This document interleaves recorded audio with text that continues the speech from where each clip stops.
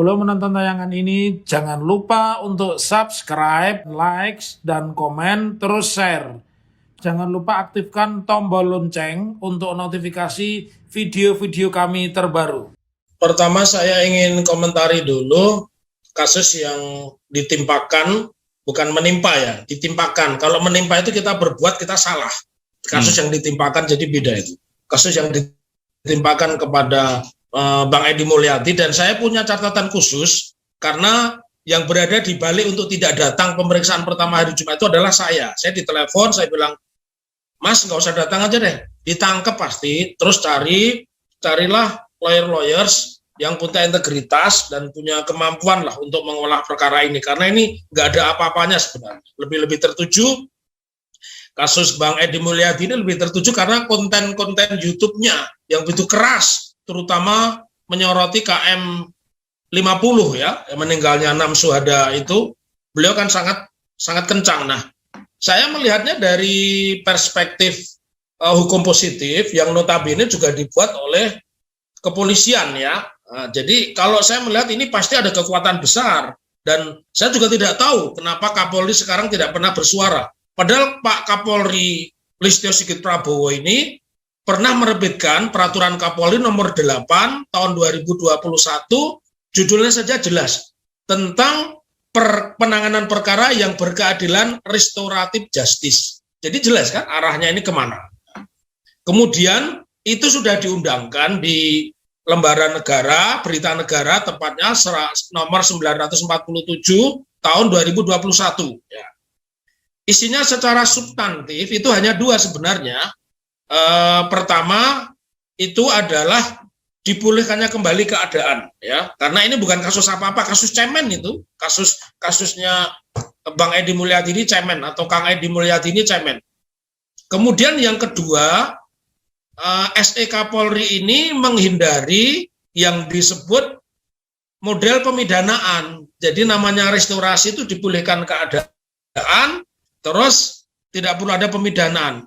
Lalu ini ditindaklanjuti lagi setelah peraturan Kapolri muncul peraturan pelaksana. Kalau undang-undang di situ kan peraturan pemerintah. Ya, di situ muncullah Surat Edaran Kapolri nomor 2 garing 2 Romawi 2021 tertanggal 19 Februari 2021. Nah, sampai di sini saya potong sebentar. Di sini sebenarnya ada semangat di awal-awal Listio Sigit Prabowo, Jenderal Listio Sigit Prabowo, untuk memperbaiki kepolisian, karena dia bilang tolong laporkan ke saya ada polisi jelek gitu. Kan nggak ada lagi sekarang orang-orang ditangkap karena melaporkan polisi jelek. Tetapi terhadap perkara ini nampaknya beliau tidak berwenang. Ada artinya ada ketuatan lainnya. Kemudian kalau kita lihat harusnya kalau memang polisi ini sebuah institusi, ada Kapolri, ada kemudian direktur, ada Kabar Reskrim, Kabak Intel, kemudian turun di bawahnya Kapolda, Direktur Intel, Direktur Kriminal Umum Khusus, dan satu lagi yang kaitannya dengan ITE ya. Maka sebenarnya polisi di bawahnya itu tidak boleh melewati, karena selain polisi di kejaksaan itu ada yang namanya RJ, Restoratif Justice. Jadi terhadap perkara tertentu itu jaksa diwenangkan mendamaikan kedua belah pihak, ya. Kemudian putusannya itu nanti didaftarkan ke Kejaksaan Agung, terbitlah kemudian putusan restoratif justice, itu ada dan itu bisa. Nah, oleh karena itu saya tidak menghormati dua hal. Satu, tidak menghormati Perkap Kapolri nomor 8 2021.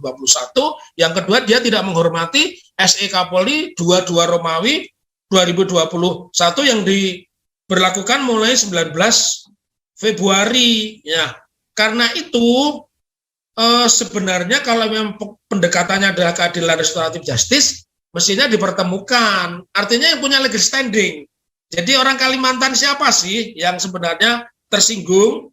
Kalau menurut saya dan mungkin Ustaz Slamet dan semua pembicara di sini, yang namanya jin buang anak itu sudah muncul istilah sejak saya SD, ya.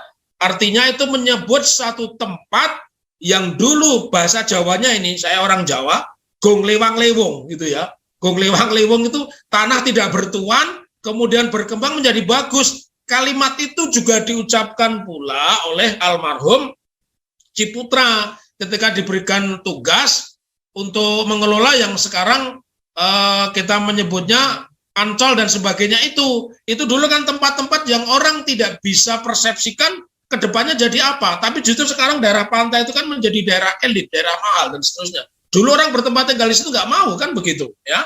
Nah, termasuk daerah-daerah Simprok misalnya, itu kan jim buang anak itu. Nah, tetapi karena ada punya kepentingan besar, kepentingan besarnya adalah Edi Mulyadi ini seorang yang vokal. Dan dia kontennya adalah selalu oposisi. Karena itu dicari-cari pasal. Kalau saya sebagai ahli pidana ditanya Ustaz Slamet, pasalnya apa, Pak Taufik? Pasalnya pasal gregetan, ya, pasal gregetan. Jadi kalau dicari hukum positifnya nggak ada, tidak ada unsur pidananya. Lebih-lebih yang membuat pernyataan itu ternyata pengurus dari salah satu partai politik kan itu yang membabi buta suruh datang dan seterusnya itu ternyata bukan perwakilan masyarakat mereka gitu loh. Jadi ada yang salah di dalam mekanisme RJ atau restoratif justice ini belum pernah dipertemukan kepada kedua belah pihak. Tahu-tahu dengan sekonyong-konyong ditetapkan tersangka, dan yang aneh nih masyarakat awam harus paham nih bagaimana mungkin dia datang baik-baik kemudian dilakukan penangkapan. Penangkapan itu kalau orangnya nggak ada, diundang tidak datang, tidak ada itu ditangkap. Dia hadir di Mabes Polri, masa pakai tulisan penangkapan? Kenapa nggak langsung penahanan? Maka menjadi sebuah pertanyaan. Sebenarnya ini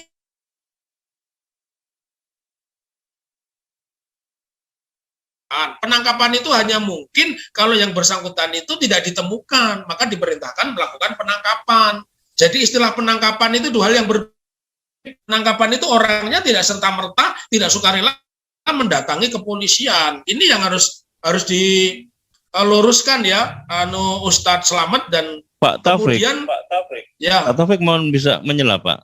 Kalau melihat model kronologisnya kan begitu ada ucapan yang disampaikan oleh Bang Edi Mulyadi itu, tetapi sebetulnya itu kerangkanya dalam upaya untuk memberikan kritik terhadap kebijakan IKN, lalu respon dalam bentuk semacam demo-demo untuk melakukan semacam penekanan terhadap Edi Mulyadi sehingga sedemikian rupa mendorong proses katakanlah penyidikan dan penyelidikan itu berlangsung. Itu kan terjadi. Seperti apa Pak Muhammad Taufik melihat konstruksi kasus hukum seperti ini Pak? Ya, kalau saya bilang ini framing dulu ya. Jadi dimuncul ini persis seperti menangani dalam tanda petik tuduhan teroris. Ketika seseorang sudah distigma sebagai teroris, maka dibuat rumusan. Di daerah itu ada penolakan, ada spanduk, tidak boleh dimakamkan di sini, tidak menerima teroris, makam di sini, dan seterusnya. Jadi kalau saya melihat, ini framing dulu. Jadi sudah dimunculkan framing, dan begitu difasilitasi, dan celakanya. Media massa tidak ada yang cover both side. Harusnya media massa juga membuat keseimbangan sebuah pemberitaan, karena etika jurnalistik itu ketika memberitakan sesuatu itu harus berimbang. Nah, ini sama kasusnya dengan Gus Nur ya. Jadi tiba-tiba dilakukan penjemputan, tiba-tiba diperintahkan untuk datang, dan 3 hari, nih bayangkan nih, 3 hari dari penyelidikan menjadi penyidikan. Padahal kita punya buzzer istana, namanya Ade Armando, dilaporkan 2017 sudah tersangka. Sekarang perkaranya nggak jelas, ya, sudah tersangka itu 2017. Jadi ini forum yang sangat bagus buat kita untuk mengungkap. Nah, artinya kembali kepada pertanyaan bahwa ini memang sengaja di framing. Jadi sasaran antara persoalan Bang Edi Mulyadi mengatakan celah momentum yang dicari oleh polisi. Tapi yang penting lagi, ada kekuatan besar yang menekan ke polisi, dan sampai sekarang Kapolri tidak pernah ada suaranya. Itu justru yang saya herankan. Barangkali itu Ustaz Slamet ya. Padahal sebetulnya komitmen Kapolri untuk bisa restoratif justice itu bisa dilakukan ya. Tetapi itu kemudian tidak terjadi. Seperti apa sebetulnya Ya. kalau Dan begitu itu komitmen yang disampaikan oleh Kapolri ya, dengan kenyataan yang ada di lapangan, Pak?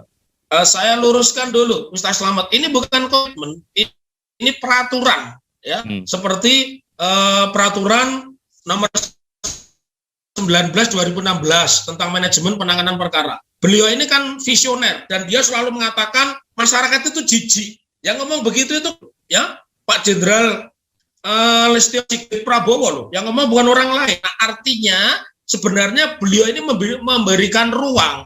Persoalannya saya meyakini ada kekuatan-kekuatan lain karena harus dipahamkan di kepolisian ini kan ada 3 kelompok ya, kelompoknya Tito ya, kemudian kelompoknya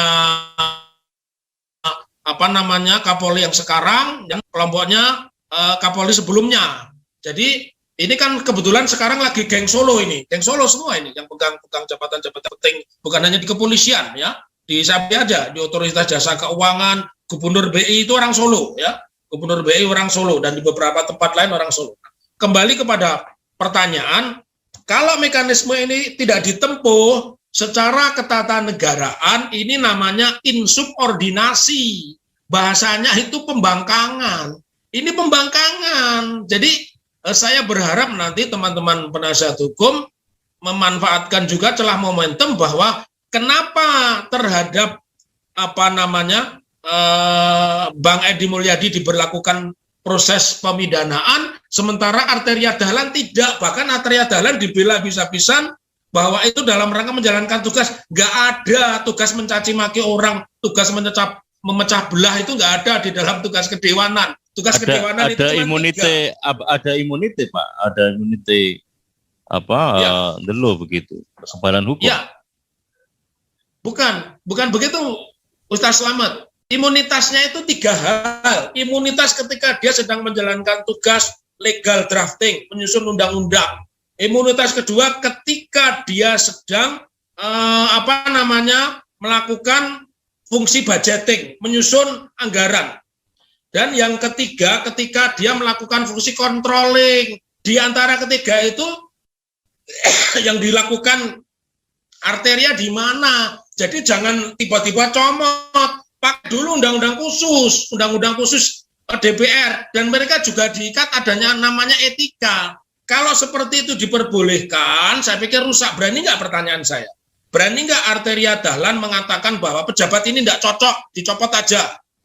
Ya, selain kepada itu tadi bahasa Sunda, misalkan pejabat Polri ini nggak cocok, berani nggak? Saya lebih melihat Arteria ini dilindungi oleh kekuatan besar, karena bukan hanya sekali ini, hanya sekali dia rese di banyak tempat di bandara, dia juga rese sama anak muda, dan akhirnya ada tentara berpangkat kolonel minta maaf, sesuatu yang sulit dipercaya begitu. Jadi dalam praktek ini polisi menjalankan disparitas, perbedaan perlakuan di dalam etika kepolisian. Dia tidak menjalankan peraturan Kapolri dan SE Kapolri tentang restoratif justice. Jadi ada kelompok lain ini pasti yang bagaimana bisa mendelegitimasi kemenangan Kapolri yang menganjurkan untuk damai dulu. Karena kalau Arteria bisa damai, kenapa Bang Edi Mulyadi nggak bisa damai, langsung dikenakan bahkan penangkapan, orang dia datang kok dikenakan penangkapan.